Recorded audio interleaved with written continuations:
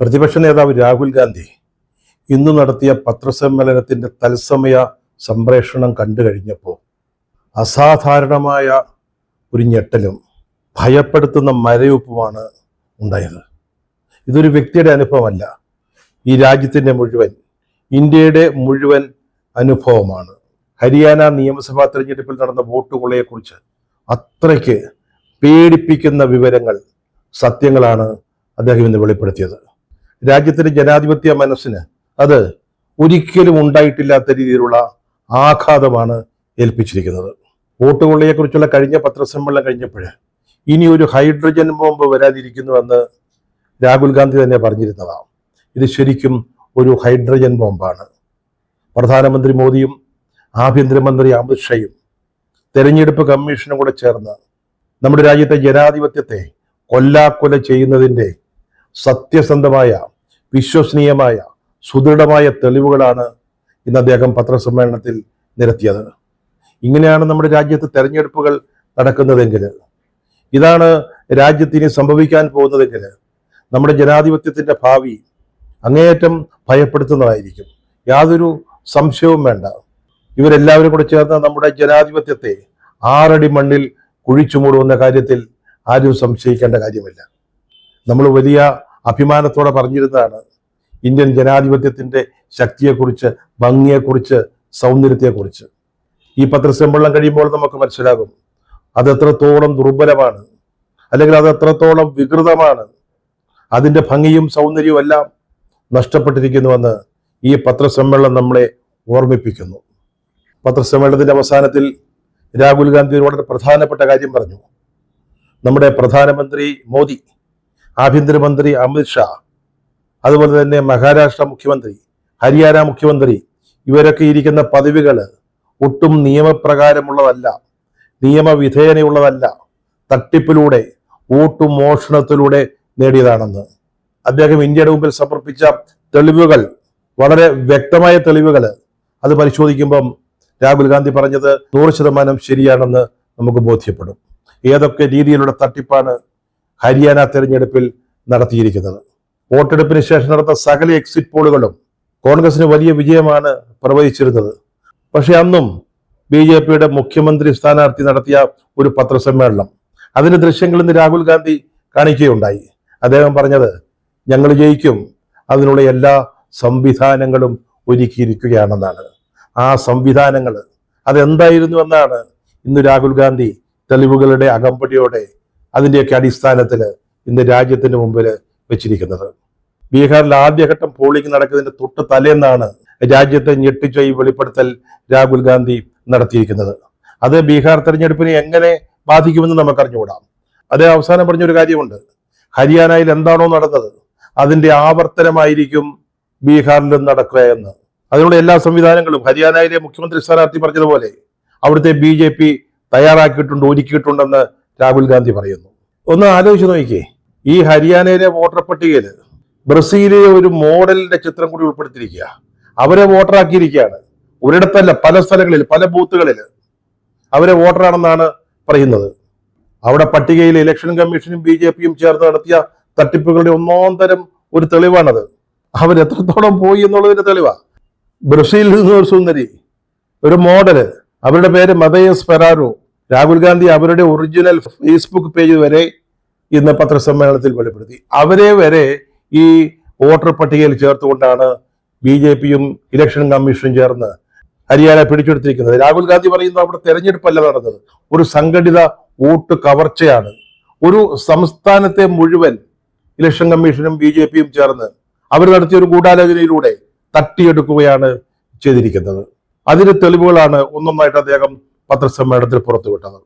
ഈ മതയസ് ഫെരാരോ, അല്ലെങ്കിൽ അവരുടെ പേരിൽ അജ്ഞാതരായ ഏതോ സ്ത്രീകൾ, അവര് 10 ബൂത്തുകളിലായിട്ട് 22 തവണ വോട്ട് ചെയ്തിരിക്കുന്നു. അതൊക്കെ നല്ല മനോഹരമായ പേരുകളിലാകട്ടോ. സീമ, സ്വീറ്റി, സരസ്വതി, ലക്ഷ്മി, വിമല മുതലായ പല പേരുകളിലാണ്. അവിടുത്തെ വോട്ടർ പട്ടികയുടെ ഒരു പ്രത്യേകതയായിട്ട് രാഹുൽ ഗാന്ധി പറഞ്ഞത്, പല വോട്ടർമാരുടെയും പേരുകൾക്ക് ഒറ്റപ്പേരേ ഉള്ളൂ, അല്ലാതെ അവരുടെ കുടുംബ പേരോ അല്ലെങ്കിൽ അവരുടെ ഭർത്താവിന്റെ പേരോ അച്ഛന്റെ പേരോ അങ്ങനെയൊന്നുമില്ല. ഏതെങ്കിലും ഒരു ലക്ഷ്മി, വിമല, സീമ, അത്രയേ ഉള്ളൂ. അങ്ങനെയാണ് വോട്ടർ പട്ടികയിൽ അവരുടെ പേരുകൾ ചേർത്തിരിക്കുന്നത്. ഇതെല്ലാം വ്യാജമാണ് എന്നുള്ള കാര്യത്തിൽ യാതൊരു സംശയമില്ല. രാഹുൽ ഗാന്ധി കൃത്യമായ ചില കണക്കുകൾ പറയുന്നുണ്ട്. ഇതൊക്കെ അദ്ദേഹം വെറുതെ പറയുന്നതല്ല, ഇലക്ഷൻ കമ്മീഷന്റെ രേഖകൾ ഉദ്ധരിച്ചുകൊണ്ട് തന്നെയാണ് പറയുന്നത്. അതിന്റെ അടിസ്ഥാനത്തിൽ കമ്മീഷന് ലഭിച്ച രേഖകൾ വെച്ചിട്ട് രാഹുൽ ഗാന്ധിയുടെ ടീം ഹരിയാനയിൽ പോയി അവിടുത്തെ ബന്ധപ്പെട്ട സ്ഥലങ്ങൾ സന്ദർശിച്ച് ആളുകളുമായിട്ട് സംസാരിച്ച് തയ്യാറാക്കിയ വിവരങ്ങൾ അല്ലെങ്കിൽ തെളിവുകൾ. 2 കോടി വോട്ടർമാർ മാത്രമുള്ള ഹരിയാനയില് 25 ലക്ഷം പേര് വ്യാജ വോട്ടർമാരാണെന്ന് രാഹുൽ ഗാന്ധി പറയുന്നു. തെളിവുകളുടെ അടിസ്ഥാനത്തിൽ, അതായത് 8-ൽ ഒരാള് വ്യാജനാണ്. ഒന്ന് ചിന്തിച്ചു നോക്കിക്കേ. ഒരു സംസ്ഥാന തെരഞ്ഞെടുപ്പ് നമ്മൾ ജനാധിപത്യപരമായ രീതിയിൽ നടത്താനിരിക്കുമ്പോൾ അല്ലെങ്കിൽ നടത്തേണ്ടപ്പോൾ 8-ൽ 1 വോട്ട് വ്യാജനാണെന്ന് അല്ലെങ്കിൽ വ്യാജത്തിയാണെന്ന് വ്യാജ വോട്ടിന്റെ കൃത്യമായ കണക്കുകളും അദ്ദേഹം പറയുന്നുണ്ട്. വ്യാജ വോട്ടുകള് 5,21,619. വ്യാജ വിലാസങ്ങളിലുള്ള വോട്ട് 93,174. പിന്നീടുള്ളത് കൂട്ട വോട്ടുകളാണ്, ബൾക്ക് വോട്ടുകൾ. അതിന്റെ എണ്ണം ഞെട്ടിപ്പിക്കുന്നതാ. 19,26,351 ബൾക്ക് വോട്ടുകൾ, അതായത് വ്യാജമായ വിലാസങ്ങളിൽ വൻതോതിൽ ചേർത്ത വോട്ടുകൾ. അതാണ് ഏതാണ്ട് 19 ലക്ഷത്തോളം വരുന്നു. ഇതെല്ലാം കൂടെ ചേരുമ്പോൾ 25 ലക്ഷം വോട്ടർമാര് വ്യാജന്മാരാ.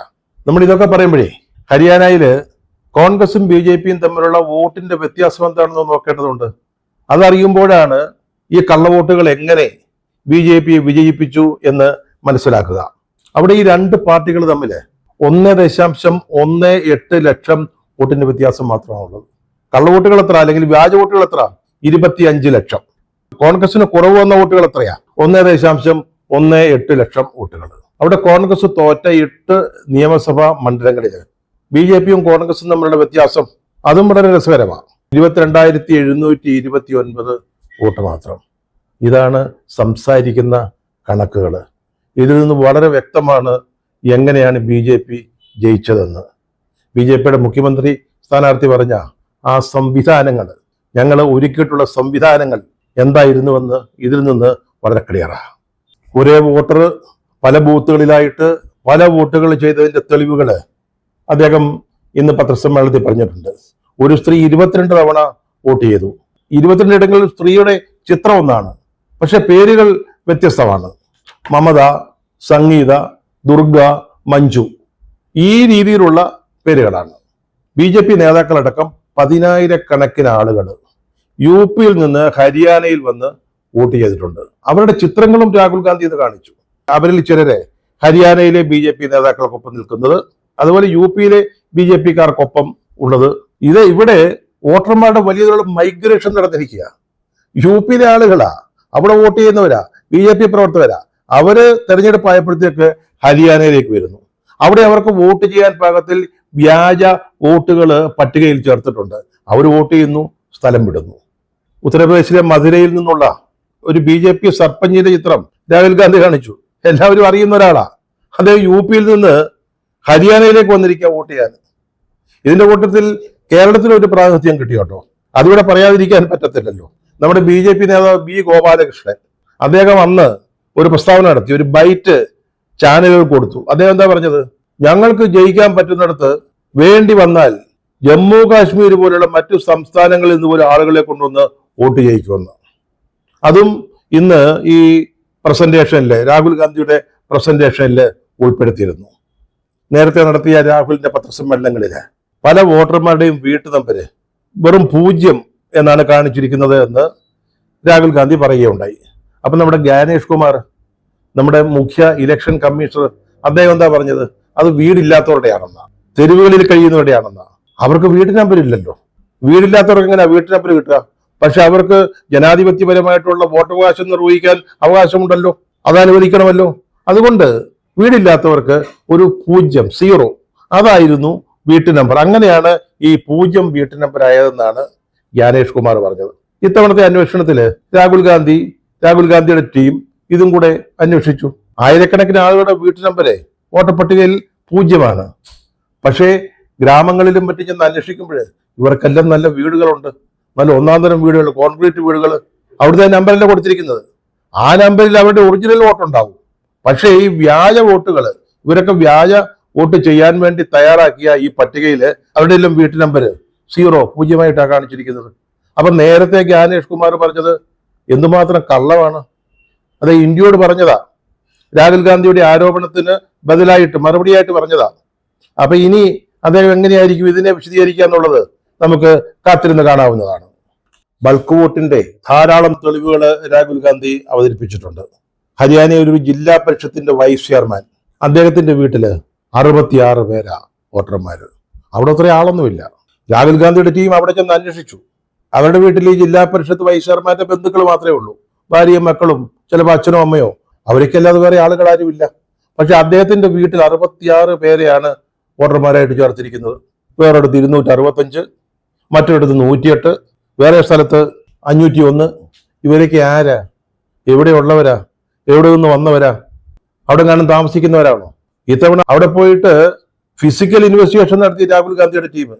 അപ്പോഴീ പട്ടികയിൽ കടന്നവരാരും ആ അഡ്രസ്സിലില്ല. അതിന് പരിസര പ്രദേശങ്ങളിൽ പോലും ഇല്ല. അവരെവിടുന്ന് വന്നു? UP യിൽ നിന്ന് വന്നു? ഡൽഹിയിൽ നിന്ന് പോയോ? എവിടുന്നാ വന്നത്? എന്തോ ഒരു കൃത്രിമങ്ങളാണ് ഈ വോട്ടർ പട്ടികയിൽ കാണിച്ചിരിക്കുന്നത്. BJPക്ക് ജയിക്കാൻ വേണ്ടി ഇലക്ഷൻ കമ്മീഷന്റെ സഹായത്തോടെ, അനുമതിയോടുകൂടി, അവരുടെ അനുഗ്രഹത്തോടുകൂടി ഏതൊക്കെ രീതിയിലാണ് ഈ വോട്ടർ പട്ടികയിൽ കൃത്രിമങ്ങൾ നിറച്ചു വച്ചിരിക്കുന്നത്. ഇങ്ങനെ ഒരു മേൽവിലാസത്തില് ബൾക്ക് വോട്ടുകൾ വന്നാൽ, ധാരാളം വോട്ടുകൾ ഒന്നിച്ചു ചേർത്താല് അതിനെക്കുറിച്ച് ഗ്രൗണ്ട് വെരിഫിക്കേഷൻ നടത്തണമെന്ന് നമ്മുടെ ഇന്ത്യൻ പ്രാതിനിധ്യ നിയമത്തിൽ ഒരു വകുപ്പുള്ളതാ. അവിടെ പോയിട്ട് അന്വേഷിക്കണം, ഇത് ശരിയാണോ? എങ്ങനെയാണ് ഒരു വീട്ടിൽ 66 അല്ലെങ്കിൽ 501? ഇതെങ്ങനെയാണ് സംഭവിക്കുക? പക്ഷെ അങ്ങനെ ഒരു ഗ്രൗണ്ട് വെരിഫിക്കേഷനും ഇലക്ഷൻ കമ്മീഷൻ നടത്തിയിട്ടില്ല. നടത്തുകയല്ലോ, ഇത് മനഃപൂർവ്വം ചെയ്തതാണല്ലോ. ഇത് BJPക്ക് ജയിക്കാൻ അവസരം ഉണ്ടാക്കുകയാണല്ലോ. അപ്പൊ പിന്നെ ഗ്രൗണ്ട് വെരിഫിക്കേഷൻ നടത്തിയാൽ ഈ കള്ളത്തരങ്ങൾ പൊളിയുമല്ലോ. പിന്നെ ഒരു തട്ടിപ്പ്, ഈ പട്ടികയിൽ നിന്ന് വോട്ടവകാശമുള്ള യഥാർത്ഥ വോട്ടർമാരെ വെട്ടിമാറ്റിയതാണ്, തട്ടിക്കളഞ്ഞു. 3.5 ലക്ഷം പേരെ. രാഹുൽ ഗാന്ധി പറയുന്നത് ഇതില് ബഹുഭൂരിപക്ഷവും കോൺഗ്രസിന്റെ വോട്ടുകളാണെന്നാണ്. അദ്ദേഹം ചിലരെയൊക്കെ ഇന്നത്തെ പത്രസമ്മേളന വേദിയിൽ അവതരിപ്പിക്കുകയും ചെയ്തു. അവരൊക്കെ അവരുടെ അനുഭവങ്ങൾ പത്രലേഖകരുടെ മുമ്പിൽ പറഞ്ഞു. അവർക്കൊന്നും വോട്ടില്ല, ശരിക്കുള്ള വോട്ടർമാരാ. അതേസമയം വ്യാജ വോട്ടർമാര് വരസുകയാണ്. അതായത് തെറ്റായ മേൽവിലാസങ്ങളിൽ, ഒരു വോട്ടർ പല ബൂത്തുകളിൽ. ഇങ്ങനെ വിലസുമ്പോൾ ഒറിജിനൽ വോട്ടർ, ശരിക്കുള്ള വോട്ടർ, അവർക്ക് വോട്ടില്ല. അവരെ വെട്ടിമാറ്റി.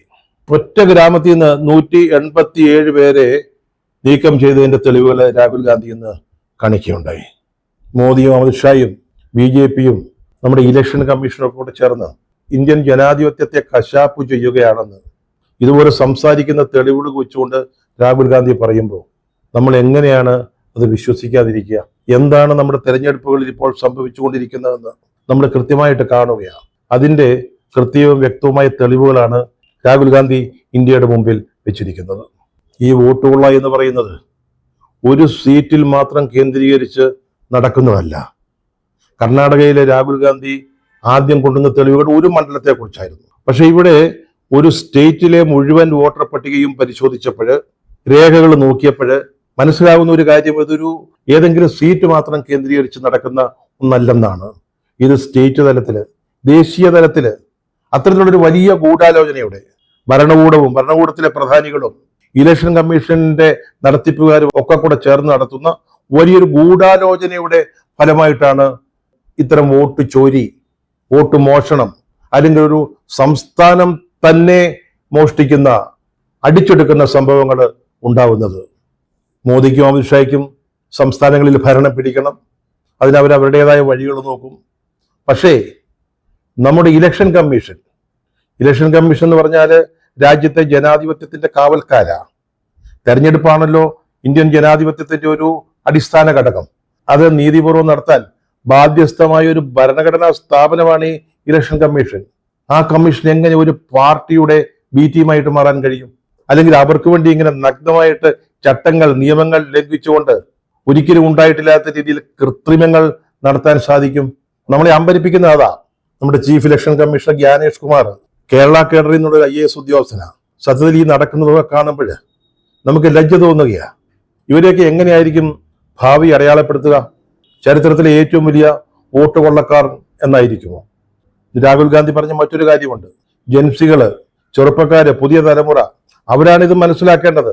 നമ്മുടെ ജനാധിപത്യം എങ്ങനെയാണ് ഇല്ലാതാക്കുന്നതെന്ന്, അതിനെ തകർക്കുന്നതെന്ന് കൃത്യമായിട്ട് മനസ്സിലാക്കേണ്ടത് ഇവരാ. നമ്മുടെ ഭാവി തലമുറയാണ്, നമ്മുടെ ചെറുപ്പക്കാരാണ്. അവർ ഉണരണമെന്നാണ് രാഹുൽ ഗാന്ധി പറയുന്നത്. അവരുണരുമോ? അവര് കാര്യങ്ങൾ കൃത്യമായിട്ട് മനസ്സിലാക്കി അപസ്വലോചിതമായി പ്രവർത്തിക്കുന്നില്ലെങ്കിൽ യാതൊരു സംശയവും വേണ്ട, ഇന്ത്യൻ ജനാധിപത്യത്തിന്റെ ഭാവി തീർത്തും ഇരുളടഞ്ഞതായിരിക്കും.